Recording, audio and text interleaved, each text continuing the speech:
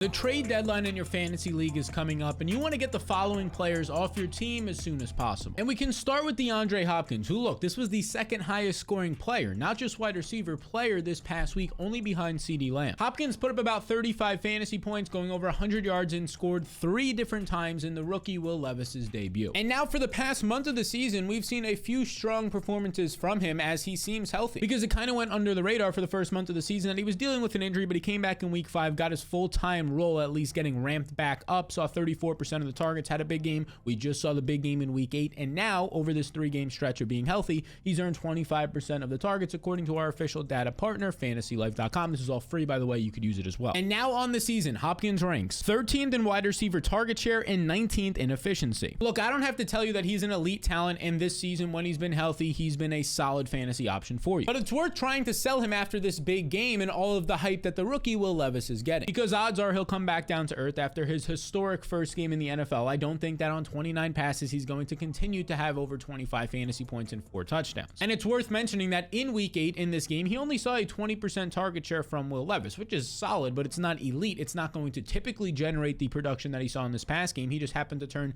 his 6 targets, which is average volume, half of them went for touchdowns. So I'm not going to trade Hopkins unless I can get a good piece back. Maybe somebody like a Garrett Wilson or a T. Higgins, who I have ranked higher in my rest of season rankings. Now let's discuss another veteran receiver in Tyler Lockett, who bounced back in week 8 with a solid 22-point performance. Lockett had his first big game since week 2 against the Detroit Lions, and in this one he went for 22 points on 9 targets. He basically led the team in receiving yards and in fantasy production. But it's a difficult situation for Lockett in this offense, because so far in his age 31 season, we've just been seeing basically all year his efficiency and ability to get open decline. And it's happening at maybe the worst time, because as of this past week, DK Metcalf finally looked healthy. Jackson Smith-Njigba's role the last 3 weeks has only increased. Metcalf just saw a season high 39% of the targets, 14 total targets this past game, in the first game where he got ramped back up to his most overall routes run since week 1 dealing with injuries. And Jackson Smith-Njigba has ran 76% of the routes the last 3 games. The first round pick is more involved. Now this past week, all 3 of them got there because Jackson Smith-Njigba found the end zone, DK had the heavy volume, and Lockett had a little bit of both, but that's not always going to be the case. And as of right now, it seems that it's a clear alpha number 1 wide receiver for DK Metcalf in this offense when you just look at his target shares when healthy, and when you look at his usage not only downfield but in the red zone. Now I do think that Tyler Lockett is still a fine option for you if you just wanted to hold on to him, but why not try and upgrade him if you can and float him out there in some trades off of this big week, because right now he ranks 63rd at beating man coverage. That's about 25 to 30% of his routes he'll see man coverage.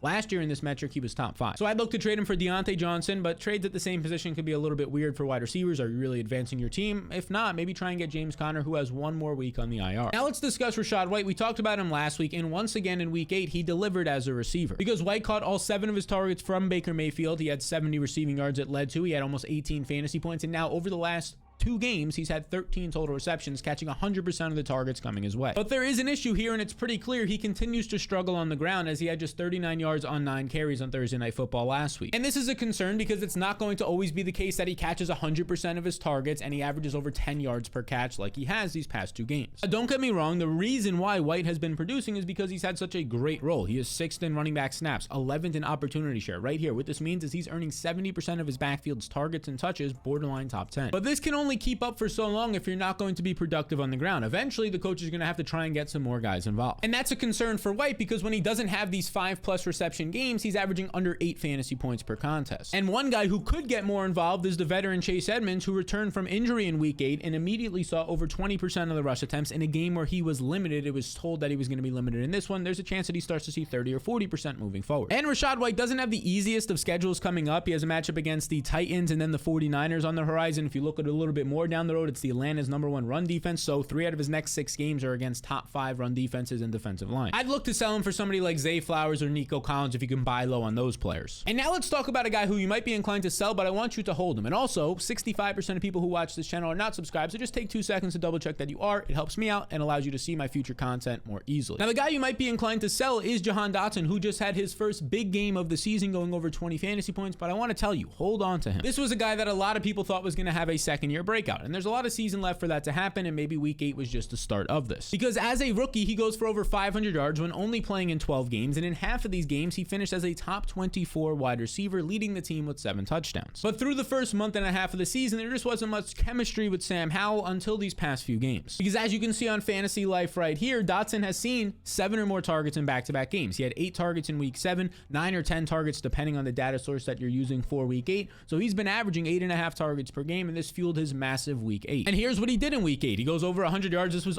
probably was his best game as a professional, seeing 9 or 10 targets depending on where you look against a beatable Philadelphia secondary. This was good to see. And the reason why I think he can keep it up is because we're slowly seeing that volume increase. Curtis Samuel is dealing with an injury, and this team just loves to throw the ball. They lead the NFL throwing 72% of the time, and they're operating in 11 personnel 66% of the time, as you can see right here, which just keeps Dotson on the field in the far majority of situations. So you might be tempted to trade the second-year player after he hasn't really had a big week until now. You're trying to sell high on him. I would say just hold on to him right now, because you might be getting that 7th round value that you drafted him for a couple months ago. Now, one player I'm going to continue to say to trade, it seems like every single week, is Courtland Sutton. This guy's season is just absurd. He now has 5 touchdowns in his last 6 games. But if you look at it, he really only has had 1 game where he's seen elite volume, and it wasn't even all that much volume. He hasn't topped 7 or more targets since week 3. And look at this right here. His target shares have basically been 17, 8, 19. He had a 32% target share week in a week where they didn't throw much. So that was only 6 targets. He hasn't really seen elite volume. Now, despite not seeing elite volume, he's gone over 10 fantasy points in 7 of his last 8 games because of the touchdown streak. Right now, he's only earning about 22% of his team's targets, which ranks 38th in the NFL, and it is dead last out of any of the wide receivers in the top 25 in scoring like Sutton is. I mean, this is how hot he's been right now. A 16% touchdown rate, that's 16% of his touches are going for a touchdown,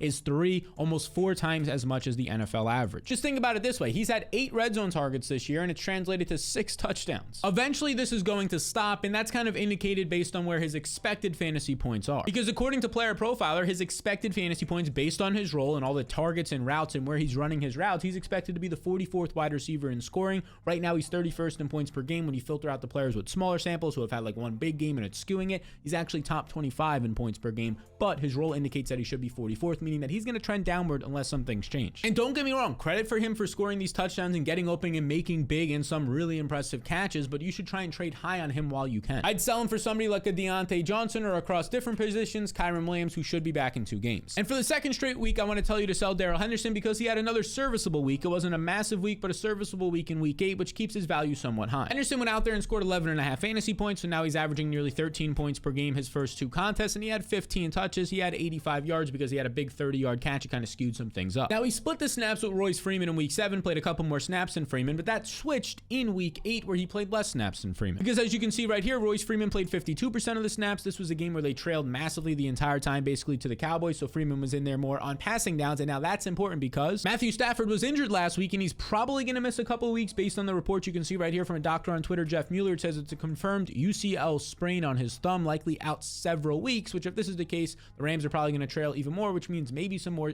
Royce Freeman like we saw this past week in passing situations. And it also means that Brett Rypien is likely to be starting for at least a week or 2, really these last couple of games until Kyren Williams returns, and that's going to lead to less red zone drives and most likely less efficient of an offense compared to when Matthew Stafford was the quarterback. That hurts Henderson. Now, I don't think you're going to be trading Henderson 1-for-1 for guys, but just throw him in there as an add-on piece into some of your deals where people think they're getting a starting running back. It's really only for like another 1 or 2 weeks, and he's in a split backfield. Plus, he hasn't been all that great. He just had a touchdown and 1 big catch. He's only averaging 3.3 yards per carry. I'd trade him, honestly, for somebody like Zay Jones, who's going to be coming back from injury. And I'm also looking to deal George Kittle, who had another massively scoring week, the highest scoring tight end in week 8 for the 2nd time this season. Kittle has now been a top 3 scoring tight end 3 times this year, but 2 of those games, there was no Deebo Samuel in one and no Brandon Ayuk in the other. In his other contest this year, he's experienced some serious lows. Check out his game logs. In week 1, he had under 5 fantasy points. Week 2, 6. Week 4, under 2 fantasy points, and then he does it again in week 6 where he only has 1 fantasy point. Look, the position isn't all that great, so some weeks you'll get these bad weeks, but most tight ends are performing bad, and when the weeks when you got massive performances, it's solid for you. I understand that. But I just look to trade him for somebody like Sam Laporta, who you probably can after Kittle's been dominant in 2 out of his last 3 games if you're looking for a more stable piece at the position. But like we mentioned earlier, trading same guys at the position doesn't really enhance any player's team, especially when they're in a similar tier. So I try and trade Kittle across different positions to guys who have just been struggling but still are seeing volume, like Devonta Smith, although he came through this past week, but Chris Olave is a nice target. Because as you can see right here, Kittle is 5th in fantasy points per game at the position, but just 17th in expected fantasy points because he's only averaging 4.6 targets per game, and once Deebo comes back, it'll be harder for him to to actually provide when all the guys are out there. So I'd be looking to get rid of Kittle, but I want to acquire this next asset. And that would be the fantasy blueprint that thousands of people are currently utilizing to try and win their fantasy championship. Every day of the week, I send you these tools right here. You can pause it and just check Monday through Friday with updates on the weekend, whether it's the game-by-game matchup notes, rest of season rankings, waiver wire tiers, you get it all. Here's an example of the game-by-game notes from last week. You could also filter it by position, but this is for the 49ers and Bengals game. You can see the quarterback breakdowns here of his defensive line against the secondary as well. You can see the wide receivers against cornerbacks, where their speed advantages, their size, what the cornerbacks have done,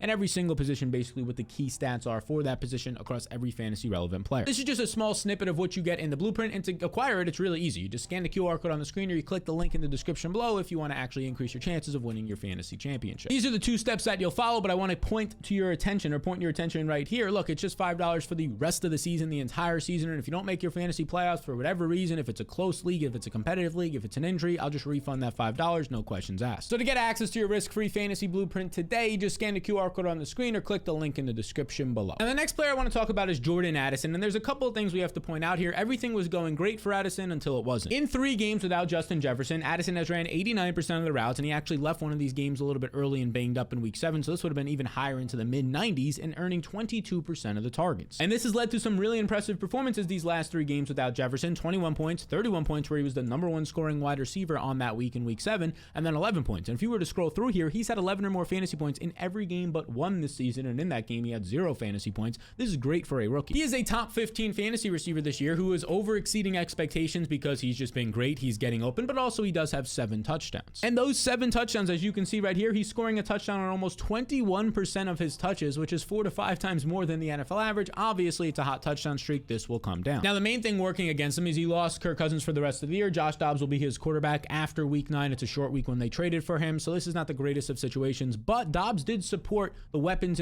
for the Cardinals for a good amount of the weeks. James Conner when he was healthy, Trey McBride more recently, and Marquise Brown for the better part of the season. So I don't think this is a death sentence for Jordan Addison, and I'm definitely not selling low on him because of this Kirk Cousins news. I think he could still produce, especially since Jefferson should miss another 2 to 4 weeks. Based on how good he has been this season, and a little bit of that is because of the touchdown luck and having Kirk Cousins, I will try and see what I could get for him. If I can get a Garrett Wilson or a Mike Evans, I would do that. And I would also hold this next receiver. You might want to be trading Gabe Davis after he had a big week, and look, he's known to have these big up weeks and then some down weeks, a boomer bust receiver, but his usage was different this past game. Because check this out right here. According to Fantasy Life, his ADOT, his average depth of target, on the season, it's 13 yards downfield. Now, before this game, it was actually 15.5, but in this game, he saw a season low in ADOT, 6.9 yards downfield, which means that these passes were more easily able to convert on, and he was picking up yards after the catch, which led to more stable production and a big week. And here's what he did in that big week. He had a season high 12 targets, led the team, by far his most targets on the year by like 3 or 4 in a winnable matchup, 9 catches, also a season high. All this was fantastic to see. He was getting the easy catches underneath and doing stuff after the catch. And now the Bills changed their offense. They lost Dawson Knox, he's on IR, that was one of their tight ends, so they went to more 3 wide receiver rotations, which led to Gabe Davis moving into the slot more, and his role changed as he was getting shorter area targets. And since this was successful, there's a chance we see this in future weeks as well, which if that's the case, we can see some more stable production for maybe the first time ever out of Gabe Davis. And it also helps that he has a pretty nice schedule these next couple games. A matchup against the Bengals bottom 10 secondary, in which should be a higher scoring game, and then a matchup at home against the Broncos bottom 5 overall defense, and in a couple weeks, the Eagles, even though they're on the road, the Eagles secondary is more than beatable. They allow the 3rd most points to wide receivers. So I know in the past I said to trade Gabe Davis, but we now have evidence, and you always have to be changing your opinions based on the information we're getting. That's what makes you a better fantasy player. We now have evidence that maybe after this week, it's a 1-game sample, but his role could be changing. Now, a player whose role is not changing even after the bye week is Adam Thielen, who by his standards in 2023 just had a down week. But it was still a strong week overall. 11 targets, 8 catches, goes over 70 yards. But look, there is still one main issue with Adam Thielen, and it's the fact that he's basically just relying on these 10 target games where he has to catch these 7-yard passes, and that's all he's getting. Look, right here, 83rd in average target distance. His average target, 7.8 yards downfield. He's not getting any deep targets, as you can see right here. He's 80th in downfield overall volume, and what this relies on is that he has to catch a lot of passes because he's not picking up yards after the catch. Now, obviously, he's been able to sustain this major production. If you can see in this column right here, in 4 out of his last 5 games, he has at least 11 targets, so it has been going well for him, but he is an older receiver, 33 years old. This can slow down as the year goes on. Maybe he picks up some minor injuries, and as defenses start to game plan around him more. Now, like Jordan Addison, I'm not looking to sell low on Adam Thielen. I still think he's a top 20 receiver the rest of the year, just not a top 10 to 15 guy. I'd be more than happy to trade him for guys like Calvin Ridley, Devonta Smith, and even Kyren Williams, who a lot of players might not think are as good as Thielen because he's been more consistent. But for the rest of the season, I'd rather have those guys. They're higher up in my rest of the season rankings. So these are the guys that you should try and trade away off your team. It doesn't mean they're bad players. It just means maybe you can recoup some more value for them for a playoff push. Now, your question might be, well, who should I trade them for? Well, I'm happy you asked, because in this video right here, these are the guys you should be targeting before week 9 in trades. And one more thing, if you're one of the 65% of people who are not subscribed, it takes 2 seconds just to double check, hit the subscribe button as we push towards 100,000 subscribers, and it will let you see my future content more easily.